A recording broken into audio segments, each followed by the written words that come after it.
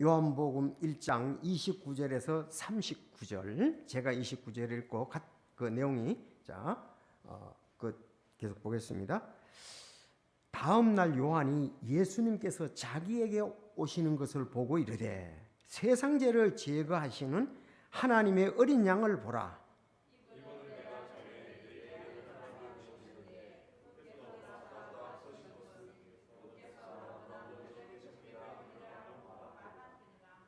내가 그분을 알지 못하였으나 그분께서 이스라엘에게 드러나셔야 하므로 내가 와서 물로 침례를 주노라 하니라.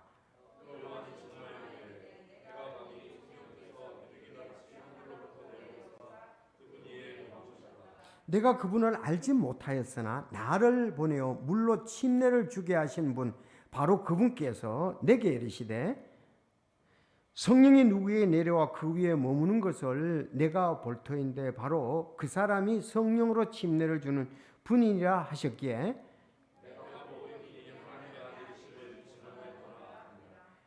다시 다음 날 요한이 자기 제자들 중 두 사람 함께 서 있다가 예수님께서 걸으실 때 계속요. 그분을 보고 이르되 하나님의 어린 양을 보라. 그 두 제자가 그의 말을 듣고 예수님을 따르므로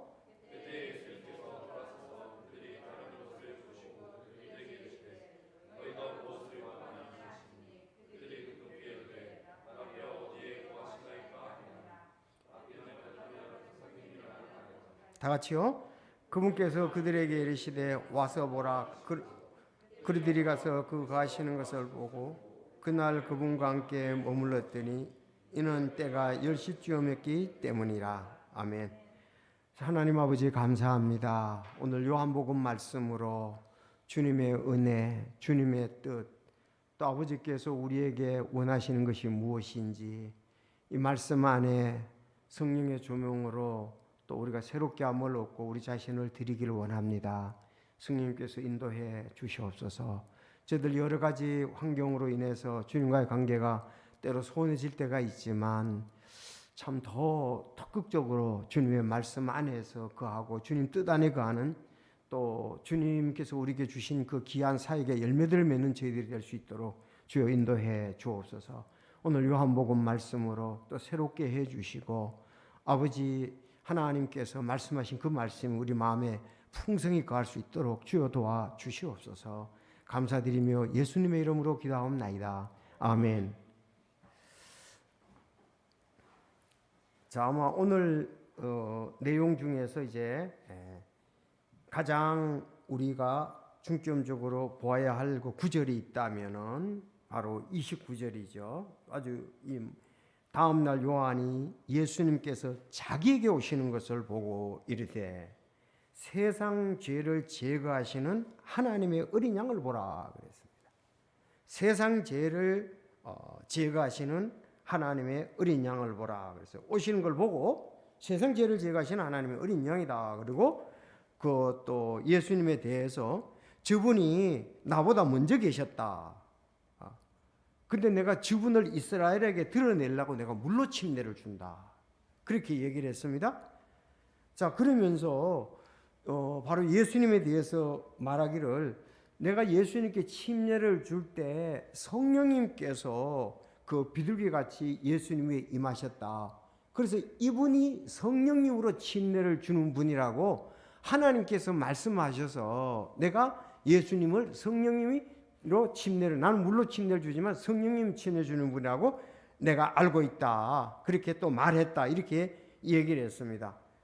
그래서 하나님의 아들이시다. 그리고 하나님의 어린 양이다. 계속 34절에 하나님의 아들, 또 36절에 하나님의 어린 양 그랬습니다. 오늘 그래서 읽은 본문에서 하나님의 어린 양 두 번이나 이렇게 나오는 것을 볼 수 있습니다. 한 번은 세상 죄를 제거하시는 하나님의 어린 양, 그다음 하나는 하나님의 어린 양 그랬습니다. 오늘 제목은 하나님의 어린 양이로다 그 주제로 말씀을 드리겠습니다. 자, 그런데 제가 이제 그 28절을 오늘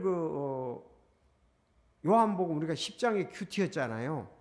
끝을 보다 보니까 베다바라인데 그 지역인데 거기가 나오길래 그래서 28절을 좀 다시 봤습니다. 그래서 여러분들에게 좀 말씀을 드리기를 원하는데 28절 여러분 베다바라 따라합시다. 베다바라. 이 처음 들으셨죠? 이 자주 듣는 지역이 아니죠. 베다바라. 여기에 처음 나옵니다. 그런데 왜 한 번도 안 들었을까? 여러분 개역 성경에서는 베단이라고 나오기 때문에 그렇습니다. 베단이. 베다니는 많이 들었잖아요. 베다니는 이제 성경에 나오는 베다니 이거 좀 잘 알아두시는 게 필요합니다. 베다니는 예루살렘에서 3km밖에 안 됩니다. 얼마 안 되잖아요. 3,000m밖에 안 되잖아요. 그래서 신약 시대의 지도를 보면 베다니하고 예루살렘하고 거의 붙어 있어요. 워낙 이렇게 축소해서 해야 되기 때문에 3km니까 붙어 있다고 베다니하고. 그 베다니는 그 아주 유명한 지역이잖아요. 베다니. 문둥이 시몬에 대해서도 나오고 특히 이제 11장에 나옵니다. 우리가 다음 주에 이제 큐티할 때 11장에 보면 그 마르다와 마리아와 나사로가 베다니의 그 나사로잖아요. 그러니까 베다니는 워낙 또 유명하다고. 그런데 그걸 베다니라고 그랬으니까. 그런데 여기 말씀에 보면은 요한이 침례를 주던 곳인 요르단 건너편이라 그랬단 말이에요. 요르단 건너편. 그럼 예루살렘을 건너편이라고 하면 동쪽을 말하거든요. 요단강을 건너서 해요. 건너서. 아니 서쪽에서 건너는 게 아니고 서쪽에서 건너는. 예루살렘 중심에서 건너서 지금 가셨다는 거죠. 그러면은 그 베다바라까지는요 며칠이 걸립니다. 한 성경에 나흘을 됐다 이렇게 말씀을 하고 있거든요. 상당히 여러 일을 거쳐서 가야 돼요. 그 예루살렘에서 갈 때는 성지순례 가도 거기는 한참 가거든요. 이게 그렇게 몇 시간에 갈 그런 아니에요. 그러면 거리가 상당히 먼단 말이에요. 그래서 이 베다바라다. 그러니까 침례 요한이 침례를 주던 것이 어디냐? 침례를 준 곳이 동쪽이다 그랬습니다. 서쪽이 아니고 요단강 동쪽입니다. 동쪽 저쪽으로 해 뜨는 쪽으로. 서쪽이 아니죠. 그래서 거기 동쪽인 건너편인 베다바라다 그렇게 나옵니다. 그래서 침례 주던 곳이라는 것이 성경에 2번 나오는데 거기서 그 건너편 그 밑에 좀 공간이 있죠. 거기다가 10장 40절을 써놓으세요. 10장 40절. 딱 두고 침례를 주던 곳이라는 것이 여기서는 이제 베다바라가 나오고 거기선 침례 주라는 것이 10장 40절에 나와요. 자, 10장 40절 한번 가볼게요. 어차피 다음 주에 그 우리 경건의 노트에서 나옵니다. 39절부터 한번 보겠습니다. 10장 39절.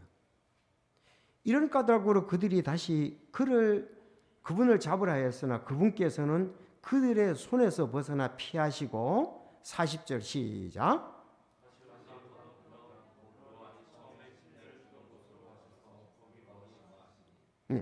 다시 요르단 건너편 그랬습니다. 곧 요한이 침례 요한이죠. 처음에 침례를 주던 곳으로 가셔서 거기 거하시니라 그랬습니다. 거하시니라.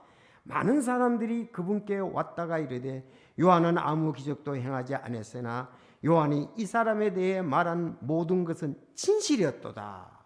많은 사람이 와가지고 야 침례 요한이 말한 이 사람이 진짜 예수님 진실하다 그랬습니다. 진실하다.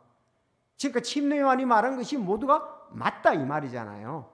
사실이다. 진실이다. 진실하다. 거기서 많은 사람들이 그분을 믿으니라 그랬습니다. 그러니까 한번 여러분 지금 그 예수님이 상당히 그 어려움을 겪고서 그 손에서 피했습니다. 왜냐하면은 사람들이 예수님 죽이려고 그랬거든요. 그래서 그 손에서 벗어나 피하시고 다시 요르단 건너편 즉 요한이 처음에 침례를 주던 곳으로 가셔서 거기 가셨다 그랬습니다. 그러니까 여기가 거기다는 이제 또 요한복음 1장 28절을 써놓으면은 베다바라다는 것을 알 수 있겠죠. 그렇죠. 1장 여기 10장 40절 옆에다는 1장 28절을 써놓으면은 베다바라였다 이렇게 알 수가 있습니다. 자, 그래서 그러면서 이제 주둔 그게 거하셨는데 요한이 그 예수님에 대해서 말한 거 그거 진짜 그대로 다 맞다. 성령으로 침례를 주시는 분이고 세상 죄를 지고 가시는 분이고 그런 부분이 다 진실로 맞다 이 말입니다. 나보다 앞선 분이랑 그런 모든 건 그 침례 요한이 증거했던 것이 진실하다 맞다. 그렇게 하면서 많은 사람들이 그분을 믿다 그랬습니다. 자, 그러면 예수님이 그곳에 가셔서 거기 거하셨다고 그랬잖아요.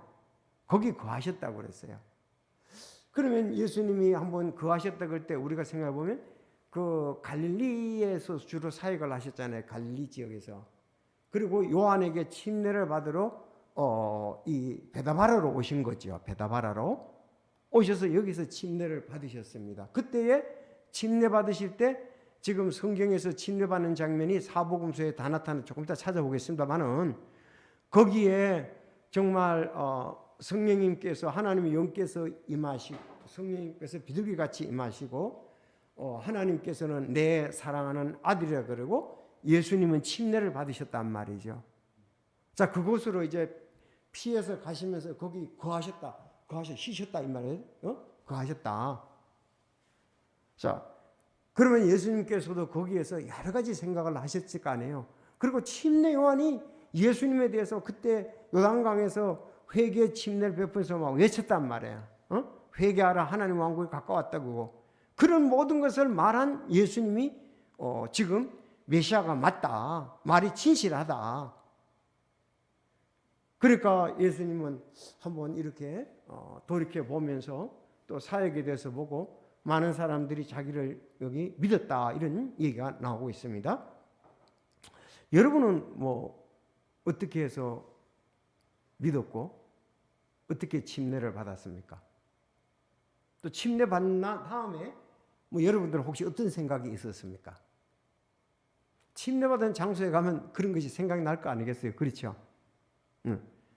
예수님은 침례 요한에게 이제 침례를 받았을 때 그 장소에 지금 가서 거하셨다 이렇게 얘기를 하는 것을 볼 수가 있습니다. 자, 그래서 여러분들 여기 이제 그 베단이라고 개역 성경이 된 것은 다시 말하지만 베단인 아니다. 베다바라. 베다니하고 베다바라는 거리가 뭐 어떤 책에는 보니까 나흘이 걸렸다는 것에서 한 나흘 정도. 그 지도사로부터 예루살렘하고 그까지는 상당히 멀어요. 그래서 베다니는 아니다. 그러니까 이거는 킹제임스 성경에만 또 베다바라 여기 또 처음 여기 한번 나옵니다. 베다바라. 저도 신학교에서 강의할 때도 참 또 이 베다바라 지역에 대해서 이렇게 강조도 하고 내기도 했었는데요.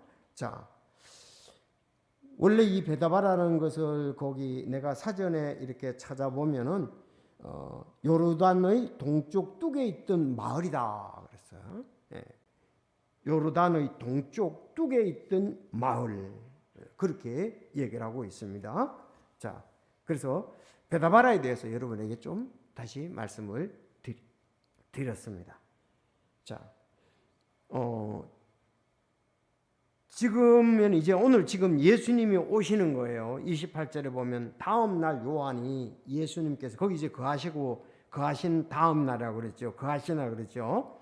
예. 그러면 침례 요한이 침례 주시는 곳에서 또 예수님을 증거할 수가 있는 거예요. 다음 날 요한이 예수님께서 자기에게 오시는 것을 보고 이르시되 세상 죄를 지고 가는 하나님의 세상 죄를 제거하시는 하나님의 어린 양을 보라 그랬습니다. 여러분, 여기도 조금 좀 내가 조금 전에 읽었어요. 뭐라고 읽었어요? 세상 죄를 제거한다고 그랬잖아요.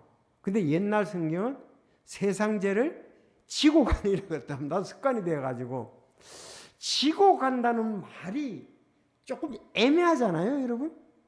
세상 죄를 지고 간다. 그러면 아마 왜 그렇게 의역을 했을까? 왜냐하면은 그것이 이제 여기에 이제 성경책에 보면은 진짜 제거한다고 되어 있거든요. 사전적 그대로 직역에서 제거한다, 없앤다 그 뜻이거든요. 그런데 왜 지고 가느라고 됐냐 이거예요. 지고 가느냐. 그럼 모르겠어요. 십자가를 지셨으니까 지고 간다. 근데 좀 제거한다는 말이 확 들어오잖아요. 지고 갔다. 세상 죄를 지고 없앴다. 십자가를 지고 그다음 세상 죄를 지고 가셨다. 조금 그거보다 예수님의 십자가의 보혈피는 제거하셨다는 거죠. 제거하셨다는 거예요. 제거하셨다. 그래서 우리가 여기 직역으로 제거하셨다는 말이 정말 우리에게는 이렇게 와닿는 구절이다. 그렇게 되어 있습니다. 영어로도 제가 이렇게 찾아보니까 제거한다, 없앤다 그런 뜻이에요. 제거한다, 없앤다. 뭐 지고 간다.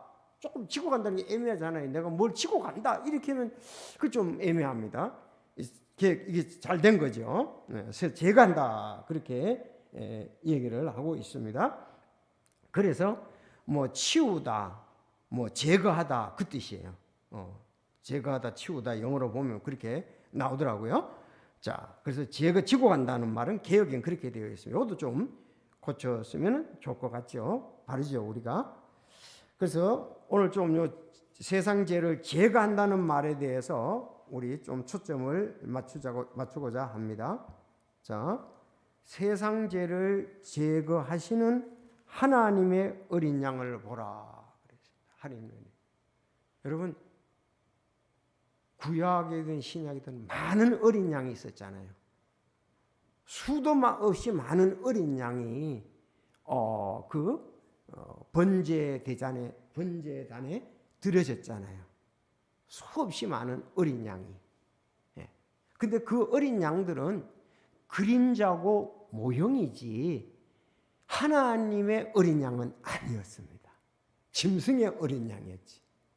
그렇지 않습니까? 자, 그러면 우리가 이제 이거를 잘 이해하기 위해서는 구약 성경 이제 창세기 22장을 가보면 아는데 창세기 22장에 보면 이런 내용이 있지 않습니까? 하나님께서 아브라함에게 모리아 산으로 가서 독자 이삭을 데리고 가도록 명령을 했잖아요. 창세기 22장에 보면. 그런데 그게 22장 14절에 보면 이 산은 주의 산이라 그랬고요. 또 이후에 이제 솔로몬 성전이 그곳에 들어서기도 합니다.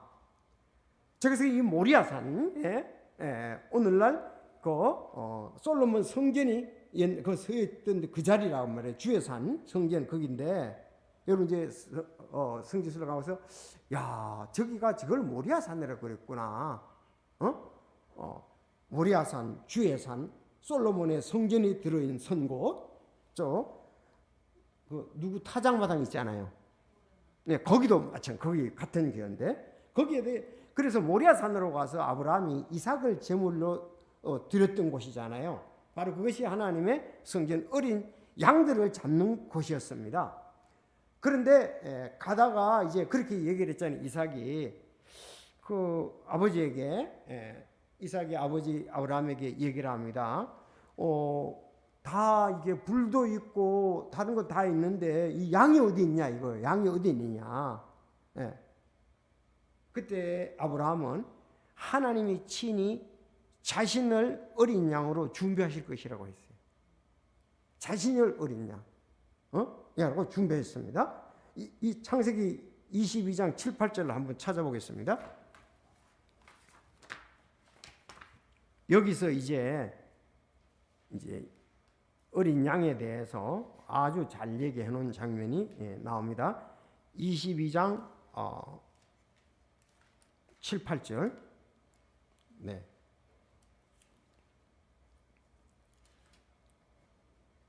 자, 이삭이 자기 아버지 아브라함에게 말하되 이르되 내 아버지여 하니 그가 이르되 내 아들아 내가 여기 있노라 하며 그가 이르되 보소서 불과 나무는 있는데 번제 허물로 쓸 어린 양은 어디 있나이까 하니 8절이거든요. 시작.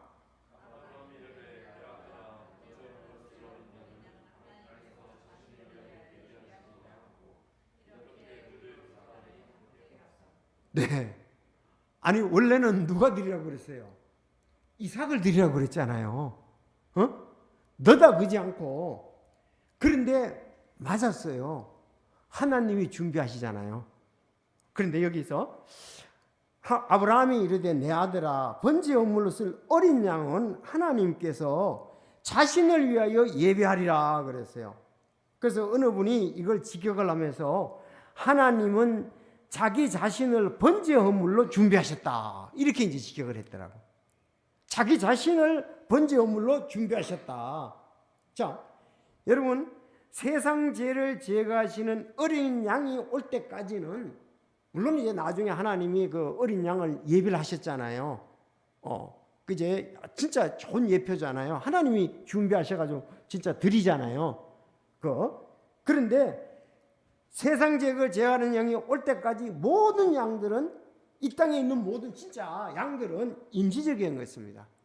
성전의 놋제단 위에 뿌려진 짐승의 피는 결코 죄를 완전히 제거하지는 못했습니다. 일시적인 제거예요. 일시적인 제거. 맞죠? 매년마다 드리고 자주 드리고 죄 졌을 때마다 드리고. 그런데 히브리서 9장 12절에 염소와 송아지 피가 아니라 자기 피에 의하여 단 한 번 거룩한 곳에 들어가서 우리를 위하여 영원토록 구속을 얻으셨느니라. 여기서 하나님이 자신의 피를 준비했다 이 말은 바로 자기는 주님의 피가 하나님 피 이걸 말하는 거잖아요. 그것이 드려졌다 그랬습니다. 그래서 우리가 사도행전 20장 21절에 보면 그분께서 자신의 피로 샀다 그랬잖아요. 교회를 자신의 피로 샀단 말이에요. 자신의 피로. 자신의 피로. 그래서 이 어린 양이라는 것이 굉장히 중요한 거예요. 수많은 어린 양이 죽었는데 이스라엘 백성들의 죄를 위해서 일시적으로 하나님 그걸 보고 용서하셨잖아요. 이제 하나님의 어린 양 예수 그리스도를 보고 영원히 용서를 해주셨다. 그걸 믿는 자마다 우리는 예수님을 살아있는 희생물로 하나님 앞에 드렸다고요. 이스라엘 백성들은 하나님께서 말씀하시는 그 어린 양을 집에 있는 어린 양을 준비했었지. 이제는 우리가 하나님의 아들을 어린 양을 예수님을 어린 양을 드렸다고. 어린 양을 오늘 찬송도 있잖아요. 너 구원할 자 오직 한 분이 예수 그리스도 오직 어린 양. 그래서 베드로전서 1장 9절 참 이게 어린 양에 대해서 많이 얘기를 하는 거예요. 오직 흠도 없고 점도 없는 어린 양 피 같은 그리스도의 보배로운 피로 된 것이니라. 그래서 예수님은 세상 죄를 제거하시는 하나님의 어린 양이다. 누구든지 예수 그리스도를 참 세상 죄를 내 죄를 위해서 죽으신 분으로 믿고 그분을 드린 사람들은 영존하는 생명을 얻었단 말이에요. 여러분 그렇습니까? 그게 믿음이에요. 그게 참 믿음이에요. 내가 진짜 어린 양을 잡아가지고 어린 양을 잡아서 핏부림하고 번제 드려야 되는데 이스라엘 백성은 그랬잖아요.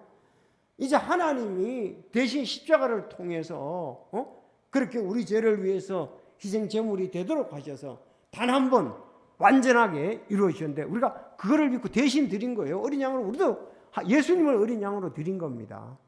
그래서 우리 죄가 사해졌다는 거예요. 그래서 여기 세상 죄를 제거하는 그랬으니까 누구든지 마음을 문을 열고 예수 그리스도가 자기 죄를 위해서 하나님 앞에 희생 제물이 필요하고 희생 제물이 된 것을 믿는다면 세상 죄를 제거 어린 양으로 믿는다면 그가 영존하는 생명을 얻는다는 거죠. 그 외에는 다른 방법이 여러분 없습니다. 그래서 하나님 어린 양 오직 한 분 독생자 예수. 그래서 예수님께서 요한복음 14장 6절에 말씀했지 않습니까? 내가 곧 길이요 진리요 생명이니 나로 말미암지 않고는 아버지께로 올 자가 없느니라. 계속 사단의 역사와 인간의 종교하고 싸우는 이유가 뭡니까? 예수님만이 하나님의 어린 양이라는 걸 우린 믿는데 자꾸 종교는 다른 곳에도 있고 다른 걸 믿어도 된다 이렇게 자꾸 나가니까 그게 우리하고 계속 부딪힘이 있는 거예요.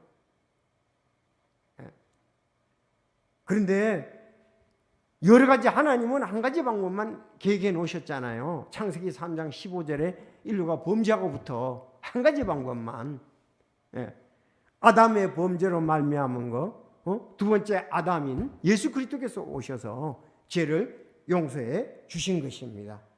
여러분, 이 피는 완전한 피입니다. 죄를 제거하는 피요, 대속의 피요, 정결한 피다.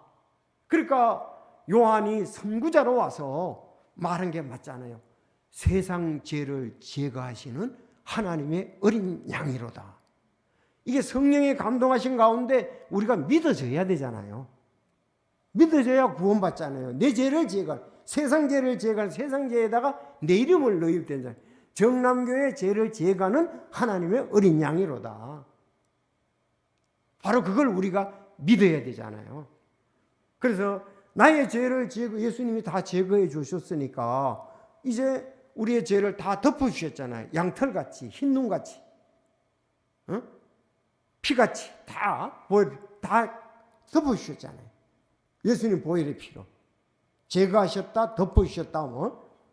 자, 그래서 우리도 계속적으로 요한과 같이 세상 죄를 제거하는 하나님의 어린 양이라고 어디? 요한복음 1장 29절입니다. 이거를 다른 사람에게 전해야지. 지금 침례 요한은 예수님이 하실 일을 다 보신 거예요. 메시아로 오셔가지고 세상 죄를 위해서 저분이 달려 죽으실 분이라는 거죠. 우리는 이미 다 해놓으신 예수님을 전하는 거예요. 사실 어쩌면 우리가 더 쉬워요. 그걸 아직도 안 하셨잖아요. 십자가 못 박히지 않으셨잖아요. 믿음으로지 그들은요. 우리도 해놓으신 것을 믿음으로, 그건 하실 것을 믿었단 말이죠. 그래서 세상 죄를 제거한다는 거, 이걸 내 죄를 지고, 세상에서 보다 하나님이 세상을 이처럼 사랑하사 독생자를 줬다 그랬잖아요. 거기다 내 이름을 넣어야 되잖아요. 여기도 세상 죄를 지고 세상에다 내 이름을 넣어야 돼. 죄인들을 위해서, 사람들을 위해서 죽으셨기 때문에 그렇습니다. 그래서 오늘 요한복음 1장 29절은 너무나 유명하다. 그래서 다시 구약에 하나님께서 아브라함이 뭐라고 그랬습니까? 그러니까 아브라함이 믿음이 있는 거예요. 아브라함의 믿음을 보신 거예요. 자기의 피로 준비를 하실 것이다 하는 것을 미리 예언했단 말이에요. 그걸 믿음으로 봤다 그랬거든요. 드릴 때에. 그래서 우리가 참 아브라함은 바로 자신이 준비를 하신 거다 그랬습니다. 자기 자신을 위해서. 자, 그래서 오늘 29장이 굉장히 중요하다는 것을 말씀을 드렸습니다. 거기서도 다시 한번 말씀드리지만 지고 간다는 것은 약간 애매하다 하면 곰곰이 생각해 보세요. 그냥 우리가 우리 죄를 지고 가신다. 아까 죄를 지고 간다? 십자가를 지고 간다? 아니, 다 제거해놓고 다 치웠단 말이거든요. 지웠다 치웠다 이 말이거든요. 제거했다. 자, 그래서 그걸 이제 보시고, 근데 이제 지금 그 침례 요한이 계속적으로 지금 얘기하는 장면이에요. 예수님은 이제 그 베다바라에서 이제 침례를 받으신 거예요. 그 많은 사람이 베다바라에서 받았습니다. 제가 조금 이따 가면 우리가 한번 좀 오늘 좀 성경 공부는 좀 다양하게 해야 되니까요. 자, 30절, 이분은 내가 전에 내 뒤에 한 사람이 오시는데 그분께서 나보다 앞서신 것은 그분께서 나보다 먼저 계셨기 때문이라고 말한 분이라 그랬습니다. 내가 그분을 보고 나보다 먼저 계신 분이라고 얘기했던 분이 저분이다. 그렇게 얘기를 했습니다. 자, 그 말이 15절에서도 우리가 읽었거든요. 그 15절도 한번 읽어보세요. 여러분도 시작.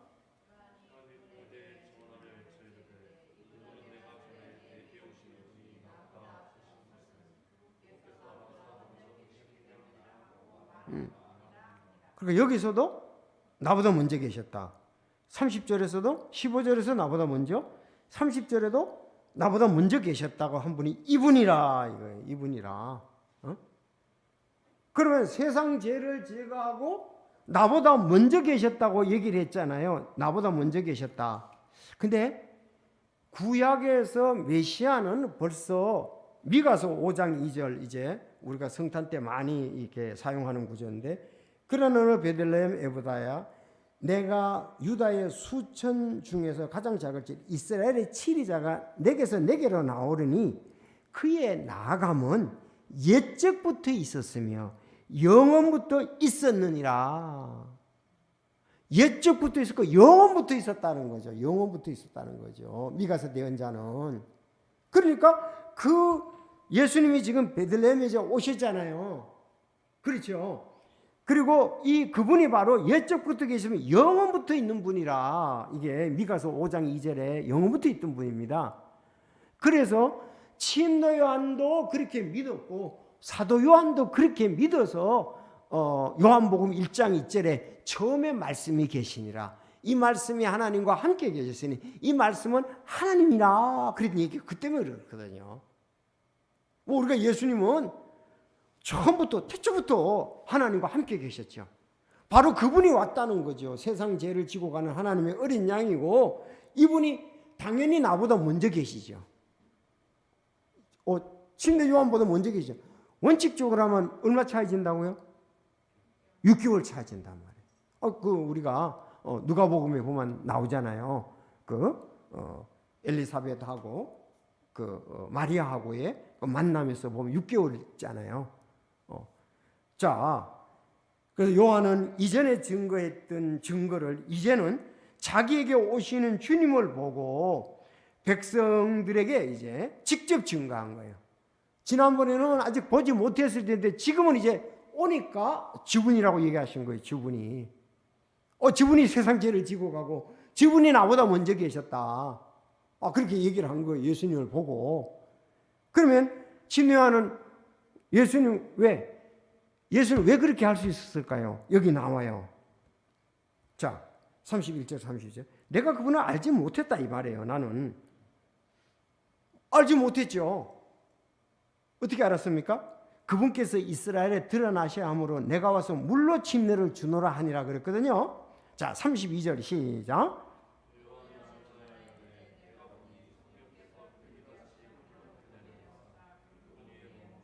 내가 그분을 알지 못하였어. 또 여기도 그랬어요. 또 알지 못하였으나 나를 보내어 물로 침례를 주게 하신 바로 그분께서 하나님께서 내게 이르시되 성령이 누구에게 내려와 그 위에 머무는 것을 내가 볼 터인데 바로 그 사람이 성령으로 침례를 주는 분이라 하셨기에 내가 보고 이분이 하나님의 아들이심을 증언하였노라 그랬습니다.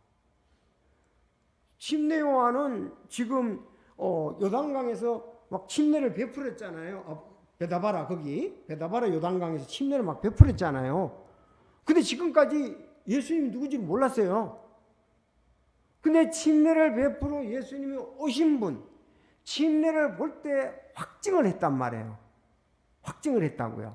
이제 침례에 대해서 이것만 하고 오늘을 좀 마치죠. 지금 여기서는 잘 안 나오는데 그러면 보세요. 요 지금 32절부터 34절까지인데 또 요한이 증언하리되 내가 보니 성령님께서 비둘기같이 하늘로부터 내려오사 성령께서 내려오사 그분에 머무르셨더라. 내가 그분을 알지 못한 내가 나를 보내어 물로 침례를 주게 하신 분 바로 그분께서 내게 이르시되 성령이 누게 내려와 그 위에 머무는 것을 내가 볼 텐데 바로 그분이 성령으로 침례를 주는 분이라 하시기에 내가 보고 이분이 하나님을 증언했다 그래서 지금 요한복음에서 침례에 관한 부분 여기 나오는 거거든요. 아니 그렇잖아요.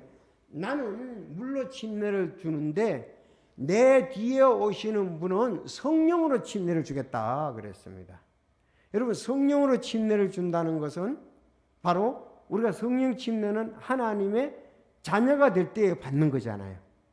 성령 침례는 자기는 물 침례를 주는데 성령 침례를 믿는 자에게 주는 성령 침례를 준다 이렇게 말씀했는데 예수님이 그런데 그분이 메시아인 걸 내가 성령이 임하는 걸 보고 내가 확신하게 됐다 그랬다는 거죠.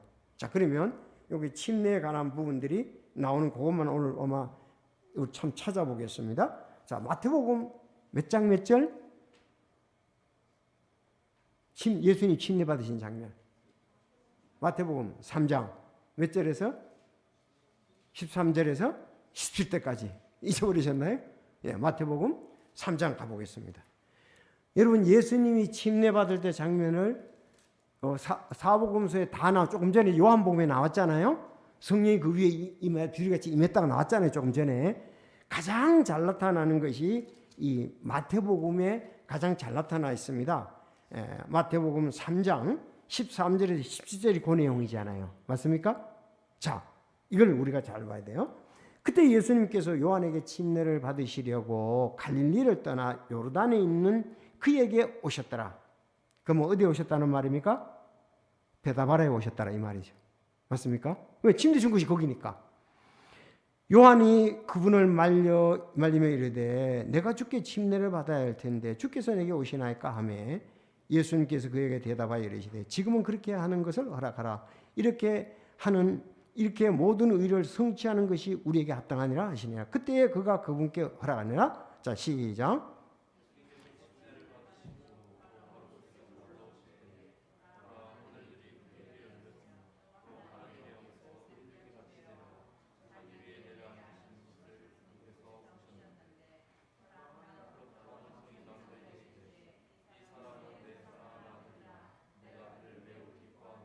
네. 그러니까 뭐 지금 침례나 세례나 그건 말도 안 되는 소리죠. 당연히 침례지. 뭐 침례냐 세례냐 그건 여지가 없어요. 뭐 조금이라도 틈이 없습니다. 당연히 요단강에서 침례를 줬죠. 자, 그런데 16절에 보면 예수님께서 침례를 받으시고 아들 예수님은 침례를 받으시고 곧 물에서 올라오실 때 보라 하늘들이 그분께 열렸으며 또 하나님의 영께서 비둘기같이 내려와 자기 위에 앉으신 것을 그분께서 보셨는데 그렇습니다. 여기 하나님의 영, 자 여기 하나님의 영이라고 그랬잖아요. 마가복음이나 누가복음이나 요한복음에서는 전부 성령이라고 나와요. 그럼 그걸 알 수가 있죠. 아, 하나님의 영은 성령을 말하는구나. 네, 왜? 아니 마가복음에는 성령이라고 그랬고 누가복음에서 성령이라고 그랬고 요한복음에서 성령이라고 여기서는 하나님의 영이라고 그랬단 말이에요. 그러면 하나님의 영이라고 표현하고 성령이라도 했구나. 그것을 우리가 알 수가 있죠. 이런 것을 통해서 뭐 이단들이 성령 하나님이라 그런 것이 말도 안 되는 것을 우리가 알 수가 있잖아요. 아니 무슨 안상홍이 거기에 예수님 위에 그러면 임했다는 말입니까? 말이 안 되잖아요. 아니 예수님은 침례를 받으시고 하늘이 열리고 성령님께서 하나님의 영께서는 비둘기같이 내려와 자기 위에 앉는 것을 앉았다 이 말이에요. 자기 위에 앉았다. 근데 무슨 안상홍이 뭐 앉고 그런 게 어디 있어요. 말도 안 되는잖아요. 그래서 내가 하나님의 영은 성령으로 얘기하는 바로 거기에 있는 거예요. 그래서 이런 말씀을 알아야지 우리가 되지. 그 사람들이 주장하는 대로 가면 뭐 그 틀린 걸 가지고 자의적 해석하는 사람하고 무슨 상대가 되나요? 자, 그래서 예수님은 받으시고 성령은 비둘기같이 내려 앉으시고 17절 보라 하늘로부터 한 음성이 나서 이르되 이 사람은 내 사랑하는 아들이다. 내 사랑하는 아들이다 그랬잖아요. 메시아라는 얘기잖아요. 그리스도라는 얘기잖아요. 하나님의 어린 양이라잖아요. 내가 그를 매우 기뻐하노라. 그래서 여기 성령님께서 내려 앉는 것을 내가 보고 하나님의 아들이고 내가 말했던 것을 더욱더 확신하게 됐다는 얘기죠. 확신했다 내가. 이분이 성령으로 침례를 주는 분이라 그러단 말입니다. 거기 위에 보면은 여러분 그 마가복음 1장 9절에서 11절 있죠. 그리고 누가복음 3장 21절 22절 있죠. 오늘 읽었던 아까 요한복음 1장 29절 세상죄를 지고 했잖아요. 어린 양에서 34절까지 요 전부 다 침례에 대해서 전부 얘기하는 거예요. 근데 이렇게 삼위일체 하나님께서 역사하셨다 요 부분이 가장 구체적으로 나오는 것이 마태복음이에요. 그리고 전부 다 거기에서 성령이 임했다는 것은 세 군데 다 나오고 있습니다. 여기 오늘 네 군데 사복음서에 다 나오고 있다는 겁니다. 그래서 지금 좀 여러분 이제 좀 찾아서 읽어 보시기를 바랍니다. 아까 그 요한복음 1장 우리가 33절 다시 가보겠습니다. 33절에 보면 그렇게 얘기를 했잖아요. 내가 그분을 알지 못하여 나를 보내어 물로 침례를 주게 하신 바로 그분께서 내게 이르시되 성령이 누구에게 내려와 그 위에 머무는 것을 내가 볼 테인데 그랬잖아요. 봤잖아요. 바로 그 사람이 성령으로 침례를 주는 분이다. 됐습니까? 내가 보고 이분이 하나님의 아들이심을 증거했다 그랬습니다. 이 사람이 세상 죄를 지고 가는 하나님의 아들, 하나님의 어린 양이었다 이렇게 얘기를 하고 있습니다. 자, 그래서 오늘 6개월이나 먼저 태어났지만 침례 요한이 주님이 자신보다 먼저 계셨다고 15절에서 1장 30절에서 반복해서 얘기를 하고 있습니다. 또 이제 아까 얘기한 대로 위가서 5장 2절 바로 그 말씀을 두고 그에 나아가면 옛적부터 있었으며 영원부터 있었느니라 그렇게 얘기를 하고 있습니다. 요한이 이전에 했던 증거를 이제 주님이 자신에게 오는 걸 보서 한 것을 보고 있습니다. 그래서 31절에 보면 왜 물로 침례를 주었는지 그 목적을 얘기를 하고 있습니다. 그러면 31절만 다시 한번 보겠습니다. 시작.